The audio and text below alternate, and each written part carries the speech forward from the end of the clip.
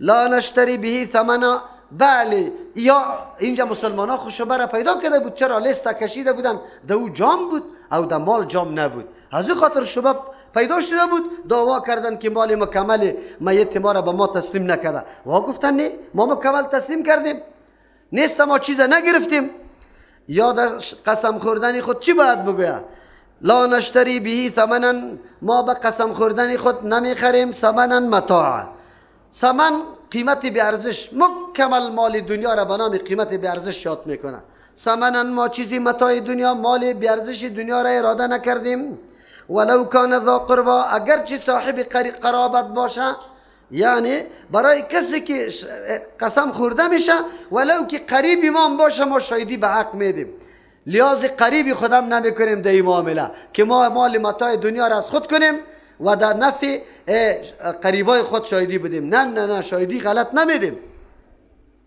ولا نکتم شهادت الله، ما شاهدی الله را، یعنی آن چیزی که در او الله حاضر است او را ما پټ نمیکنیم. انا اذا لمن الاثمین، ما یقینا در این وقت شهادت الله را پنهان کرده باشیم از جمله سخت گناهگار هستیم.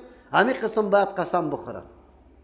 فإن عسر، اگر اطلاع یافته شد، علی انهما، یعنی آشکارا کرده شد، علی انهما استحقا، که همین دو نفر که قسم خورده استحقا اثما، مستحق گناه شده. چرا؟ حق پنهان کرده، دروغ گفته، قسم با دروغ خورده. اینا و معلوم هم شد که یا دروغگوی هستند. اینجا چی رقم معلوم شده بود؟ معلوم شد که اونجا در دکان مکه جام برآمد. دکاندار مکه گفت که اینمی دو نفر سر ما فروخته. اوه، گپ دیگه خوب قوی شد. اونجا خویا این کار کرده بود که هیچ چیز ما نگرفتیم. آلی دیگه سرش که بیا جام خو اینجا برآمد، اینه در لیستان بود، شما هر دو فروخته. آلی به خاطر خلاص کردن خود چی دعوا کردن؟ یا آلی دعوای دیگر را کردن که ما این را خریدیم از بدیل. آلی دیگه یا هم شاید نداره این دو نفر چی بکنه؟ پس یا مدعی شدن که ما خریدیم، ورثه مقتول بدیل مدعا علیهم شد. از او خاطر وا منکر است که نخریده یا پنهان کرده، آلی قسم سری کی میشه؟ ورثه میت بدیل. فآخران، دو نفری دیگه، یقومان قایم میشه، قایم مقام میشه، مقامهما، در جای دو نفر.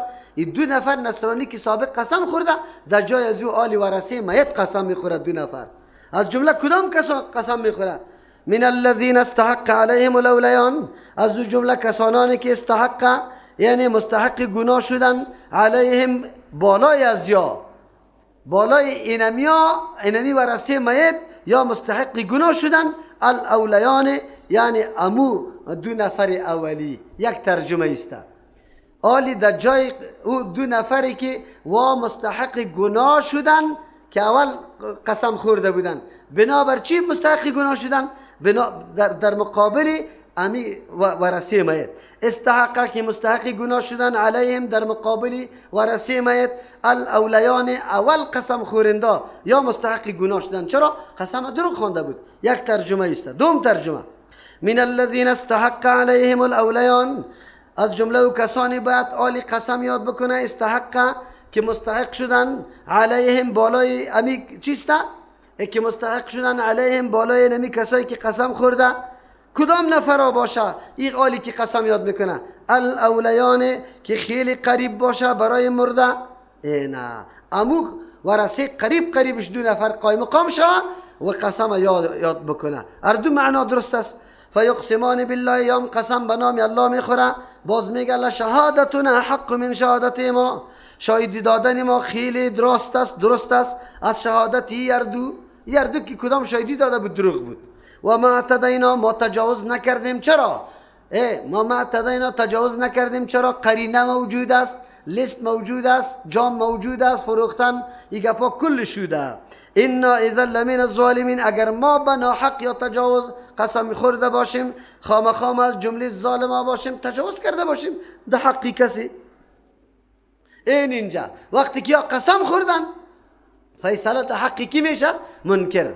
منکر قسم خورد که ورثه میت بود، یعنی قریبای بدیل بود، یا که قسم خوردن جام سری نصرانی ها ثابت شد، آلی دیگه جام پس تسلیم کردن برای ورثه میت.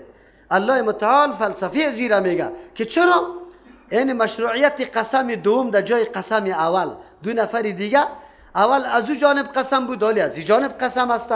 اول وا داوره برده بودن، حالی یا داوره بردن. چرا این کار الله مشروع کرد؟ ذالک یعنی قانون ذکر شد، اما قانونی که در این آیت برای دو مرتبه قسم خوردن ذکر شده. ادنا خیلی ذریعی نزدیک است، ایاتو که آمدن بکنه امو دو کسی وسی گرفته و آمدن بکنه به شهادت، به شاهدی دادن علا وجهها، به مطریقش اجنا و تغییر و تبدیل در شاهدی خود نکنه، که بفهمه که ما اگر قسم هم بخوریم باز دومباره سر ما و قسم میکنه و میدان هم از پیش میبره، جام خود دست نمیمانه. چرا خود ناحق چی قسمی کنیم؟ بیا که از همی اول شاهدی را درست بدیم، خیر و خلاص. او یخاف ان ترد، یا بترسن که خامخا ان ترد که بازگردانده میشه ایمانون قسمایشان بعد ایمانهم، یعنی قسما پس از قسما رد کرده میشه، قسمی ما باز جای نمیگیره، جام از دست میره، ما قسم هم بخوریم با دروغ دو جرمه کرده باشیم اینطور نمیکنیم، از همی اول راست خدا میگیم. واتقوا الله واسمعوا، بترسی از الله، فرامین الله را متعلق تمام مسائل ولو که مسائل مالی است ایره شما عملی بکنه، رای مخالفتی دستورات الله را نگیره در پیش، بترسی که مخالفت قانون الله را نکنه ولو که مسئله مالی باشه. واسمعوا، بشنوی یعنی شنیدن قبول، مثل که سمع الله لمن حمیده، یعنی قبول کنی عمل سرش بکنی. والله لا یهدی القوم الفاسقین، الله هدایت نمیکنه قومی که فاسق باشه، میبره از دستورات الله، او قوم الله کامیاب نمیکنه در این معاملاتش، در معاملاتش الله برکت نمیندازه اگر کسی دستوری الله را عملی نمیسازه. از این معلوم شد کسانی که در خرید و فروش خود، در معاملات خود مطابق شریعت عمل نمیکنه، و نمو سوداگری و خرید و فروش و معاملش قطعا برکت نداره. شاید در ظاهر چیزی پیسه زیاد کمایی بکنه، اما انجام و عاقبتش در خطر است. امروز میبینیم مردمایی که با سود پول پیدا کرده در کدام سرحد رسیده. من یک تور سودخور خبر دارم که پدرش قافله داشت، شب تا صبح 20 خر 40 خر چیستا غله مردم میبرد به سود، لیکن بچه‌اش گدایی کرد، به قریه خودی ما آرده برش جمع کرد.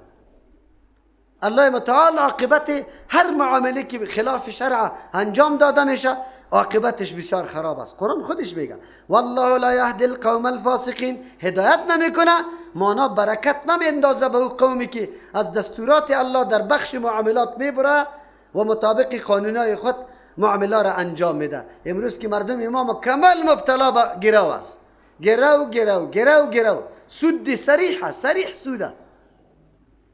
چی جایی که در مقابل 1 لک روپیه 10,000 افغانی برات بده، یا تو 6 تا خانهش از 10,000 افغانی نجات پیدا کرده. اما تو 10,000 بده هم سود است، اگر نه که 10,000 در عوض نشستن در خانه یا با کسی دیگه کرایه داده گرفته رویستی، این چی فرق داره؟ هر دوش کدام فرقی داره؟ هیچ نداره. یوم یجمع الله الرسل، بله چی چیز انسان آماده می سازه به انجام هدایت الله؟ قانون الله را مراعات کردن در زندگی کدام چیز است که انسان باعث شود؟ بله عقیده آخرت. کسی که عقیده آخرت داره که پیش الله متعال پیش میشه، او دیگه قطعا یک دستوری الله و نقشه پیغمبر ویران نمیکنه، فقط مطابق از اوست. آیا انبیاء علیهم السلام که آمده الله متعال سوال نمیکنه؟ از امتش سوال نمیکنه؟ پیغمبر برای چی آمده بود؟ تمام مسئله معاملات پیغمبر بر ما نگفت غش مطلقاً در بیع فروخت من نکرده. غش چی را میگه؟ فریبکاری و خیانت. در کدام چیزی که فریب باشه او ممنوع است. پیغمبر علیه السلام گفت حرام کرده، لیس منا من غش. پیغمبر علیه السلام میگه کسی که خیانت فریبکاری در معامله میکنه از من نیست، از امت من نیست. در روز قیامت الله متعال از انبیاء خود سوال میکنه همین مسائل به امت رسانده یا نرسانده؟ چی رقم است؟ از انبیاء چرا الله سوال میکنه؟ الزام میاره بالای امتیش. وقتی که مفتش بیا استاد سوال میکنه استاد امی بابا بریزی امی درس بری شاگردا گفتی؟ اینجا الزام سری شاگردا میاد که شاگردا را این درس گفته و یکیشون جواب نداده. چرا شاگردا درس یاد نگرفتی؟ استاد خود گفته. اینجا سری شاگردا بسیار فشار میاد. اگر استاد درس نگفته باشه شاگردا عذر خدا پیش میکنه که درس استاد برای ما نگفتن، از او خاطر نمیفهمیم. اما وقتی استاد میگه که درس گفته یا نه، او میگه گفتم، شاگردا سخت زیر فشار میان. از انبیاء علیهم السلام که سوال میکنه دو نکته مهم وجود داره. یک نکته است که زیاد الزام سری امت میشه. یک دوم مهم نکته است که انبیاء علیهم السلام عالم الغیب نیست، از حالات امت و از معاملات امت خود آگاهی نداره. کسی که میگه که اعمال امت سری پیغمبرها پیش میشه، این گپ غلط است و حدیث موضوعی است. کسی کی را میگه انبیاء علیهم السلام از امت خود خبر نداره. حدیث بخاری است، پیغمبر علیه السلام در سر حوض نشسته است، یک تعداد مردم گفت آورده میشه، پیغمبر علیه السلام میگه باز از حوض ما دور برده میشه اون طرف، ما میگم که امتی یا خو امتی ماست. الله متعال برش میگه نه لا تدری ما احدث بعدک، تو نمیدانی که پس از تو چی کارا کردن، نقشه دینی تو را تغییر دادن، بدعت‌ها ایجاد کردن، او شکل نمازی که تو خوانده بودی هیچ نبود. یارا خبر نداری؟ پیغمبر علیه السلام میگه که سحقا لهم، چی باشه؟ دوری باشه از رحمت من. دیگه عجیب کارا را کردن. امروز همون طور است. طریقه پیغمبر مردم به باد هوا گرفته، کلی دشمنی در مقابل طریقه پیغمبر. در پلی چرخی قیام کرده یک تعداد همین مردمایی که به نام حنفی خود میگیره، به الله قسم اگر یا حنفی باشه، قسم براتون یاد میکنم، یا کسی که پیری خود قیوم زمان بگویه، حاضر و ناظر بدانه، متصرف بدانه، و حنفیست. امام ابو حنیفه رحمه الله همین طور عقیده داشت، قطعا نیست. لیکن مردم فریب داده به نام حنفی تجمع میکنن. تجمع در مقابل چیست؟ چرا شما تراویح را درست میخوانه، به این وجه صحیح میخوانه، کیفیت نمازتان چرا خوب است، ما چرا سرملاقی نمیزنی؟ خلاص کلی اعتراض به این خاطر است. ببینید علنا دشمنی با سنت رسول الله صلی الله علیه و سلم و عالم با انصاف. تو را به الله قسم، آیا سنت رسول الله بهتر است یا سنت خلفای راشدین یا سنت صحابه؟ کدامش صحیح است؟ تو همین قدر انصاف داشته باش. رسول الله 8 رکعت خونده یا 20 رکعت خونده؟ مرد است از خلفای راشدین هم ثابت میتونی. خلفای راشدین در مسجد نامده، خودشان در خانه نماز خونده، هیچ خبر نداری. صحابی خونده، صحابی خو 20 هم خونده، 36 هم خونده. تو چطور یک عملی صحابی را محکم گرفتی دیگه عملش نگرفتی؟ چقدر بی انصافی است. در مقابل سنت رسول الله قیام است، جلسه است، اجتماع است، اتفاق است، مردم جمع میشن، ملک و حاجی و صوفی و کلگی یک دسته یکی میکنه. اما در مقابل یک قدر فحاشی و عیاشی و سودخوری و قماربازی و بیدینی یک نفر تجمع میکنه؟ نمیکنه. یک نفر. لا اقل شما مسلمان ها خو امی قدر بگوی که در روز قیامت الله از ما سوال بکنه که امی که شما برش وابیا گفته که 8 رکعت تراویح خواندن، یا خیلی بد بودن یا اونجا که زنا میشد، اونجا که شراب خورده میشد، اونجا که روزه خورده میشد، شما در مقابل از او کدام تظاهرات کردی یا کدام تجمع کردی یا کدام مجلس گرفتی؟ چی جواب داری با پیش الله متعال؟ خو روزی فرا میرسه که از انبیاء علیهم السلام سوال شوه و امت جواب بده که ما رای پیغمبر را گرفتیم، یعنی که بدعت‌ها را از خود ایجاد کردیم، رای و نقشه پیغمبر را مکمل محو کردیم. امروز نمازی تا و مسلمان در هر مسلک و مذهبی که هستی، تو را به الله قسم همین نمازی تا به نقشه پیغمبر پیش کو، به حدیث پیغمبر پیش کو که بالکل چهرهش محو کرده، یعنی که یک چیزی باقی مانده. تو را به الله قسم حدیث بخون، تطبیق کو با نمازی خود که تطبیق میشه یا نمیشه. نکنی از انصاف کار بگیری، ضد و عناد در پیش نگیری. مشرکین مکه واره نعوذ بالله فقط خب میفهمه که راه حق کدام است، یقین به الله بکنه امیالی در دل خود یا میدانه که اصل گپ خو همیسته، از روی ضد و عناد این کارا را کرده رایسته. نکنی. قرآن کریم براتون میگه اینا روزی فرا میرسه، یوم یجمع الله الرسل، روزی که الله جمع بکنه انبیا علیهم السلام امرای امتایش. چقدر روزی هیبتناک باشه، روزی که الله پیغمبرها را جمع میکنه. فیقول، الله میفرما ماذا اجبتم، نمیگه الله متعال پیغمبرها را که پیام رساندی یا نرساندی، نه، سوال ازی میکنه که اومد در مقابلتان چه عکس العمل نشان داد. شما خود دعوت دادی، دینی واضح آشکارا را به مردم بیان کرده، مردم چی عکس العمل نشان داد؟ تایید کردن یعنی رد کردن؟ کدامش کردن؟ در مقابل دعوت پیغمبران کدام چیز اختیار میکنه؟ در مقابل دعوت پیغمبران علیهم السلام ایره اختیار میکنه که ما رای پدرها، رای نیاکان. افسوس است، بسیار جای افسوس است. عوام خوب بگذار که مناسب دفاع از نوروز میکنه، نمی شرمی، خجالت نمیکشی که بازم راه و رسم پدرای تا زنده کرده رایستی در مقابل دین اسلام. اگر ادنا شبهه پیدا میشه که در اونجا اسلام او را منع قرار میده، تو باید از او دفاع قوی بکنی. یک نقطه باشه، چی جایی که این عمل یا تجلیل روز نوروز متضمن انواع شرکیات و بدعت و فسق و معصیت و فجور باشه. مردمای ریش سفید و کلان وجود داره یا نداره؟ بزرگترین فحاشی و زنا اول در مزار بود. خیمه ها نصب شده بود، نوشته بود، حتی در یادتان نمیه؟ حتی در سر خیمه قیمت هم نوشته شده بود دمی روزی نوروز. عالم تو یک کمی از الله شرم بکن. چرا این رای غلطه برای زردشتی و بیدینا چوچه های یهود هنوزم جور که در رایستی و مردمی که دین نداره فقط ملت ما را گمراه ساخته سالا در کل شرک و بدعت. امی مردم یارا و آغشته کرده، از وا دفاع میکنی، از دین الله دفاع نمیکنی. شرمت نمیاد؟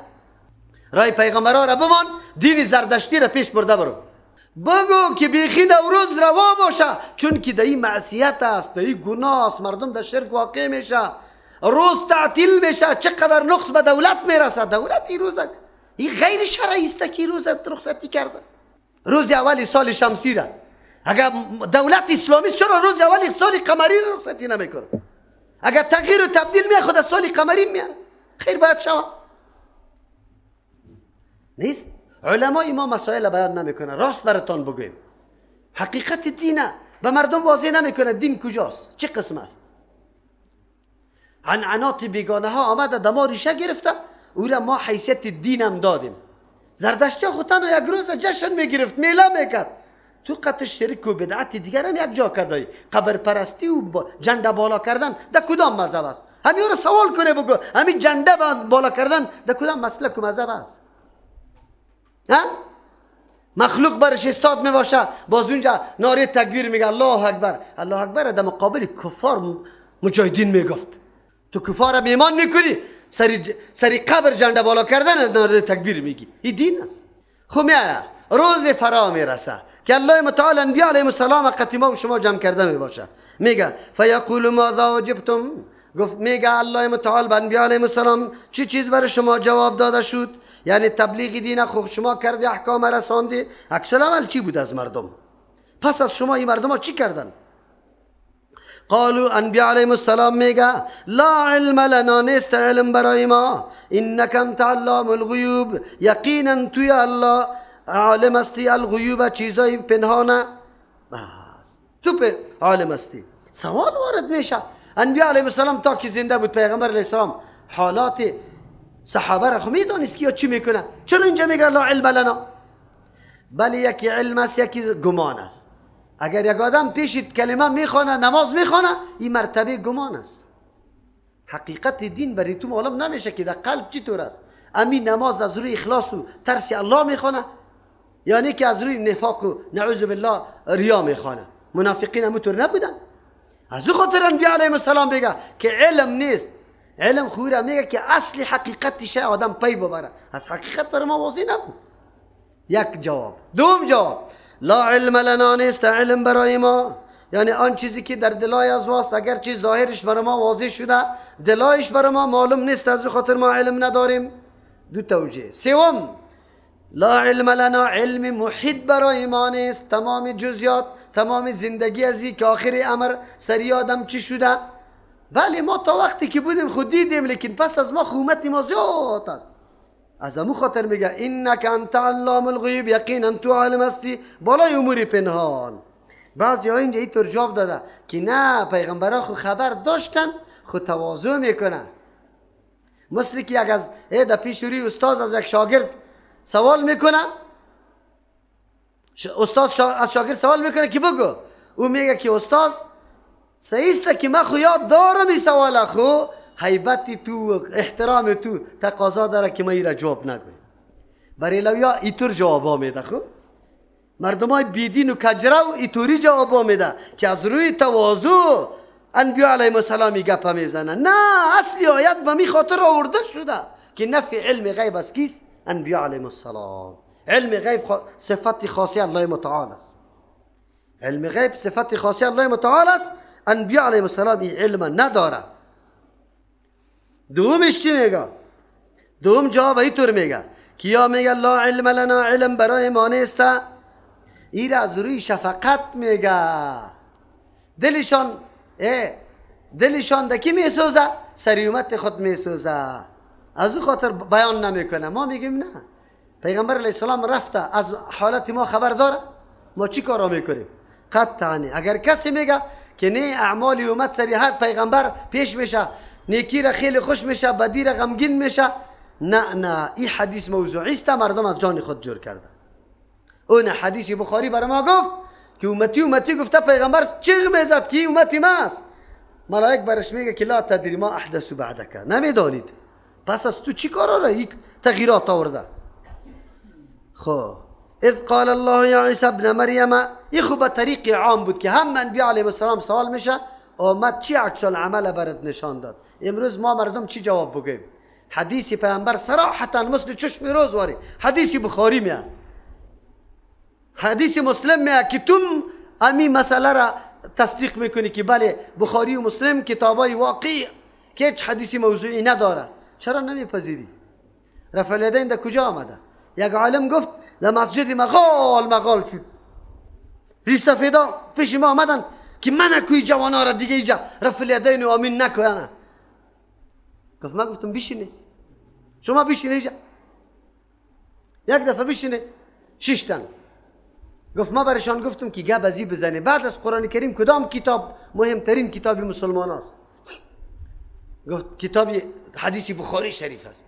گفت خیلی خوب، این قبول داری که حدیث بخاری بعد از قرآن صحیح ترین کتاب میشماره؟ گفت بله. گفت ورق زدم کاپیتال کشیدم مکتومی حدیث آمین بالجار، حدیث رفع الیدین. هر وقت که حدیث ها از بخاری دور کرده من این بچه‌ها را منع میکنم. اول بری حدیث از بخاری دور کنه، باز بعد از او بیای برای ما بگو که دیگه این بچه‌ها جوانا را نمان که رفع الیدین و آمین بالجهر بکنن. نه نگذارشانه. اونجا باز ما یارا من نمیکنم، برایشان میگم که قدم مانده نمیتونه تا زمانی که حدیث در بخاری موجود باشه. پدری میره من نمیتونه. شما بگید، شما میفهمید من کردن از چیز مقابله با سنت رسول الله صلی الله علیه و سلم. شما میدونید ریش سفیدا میگه دامنای خود تکانده بخیستن.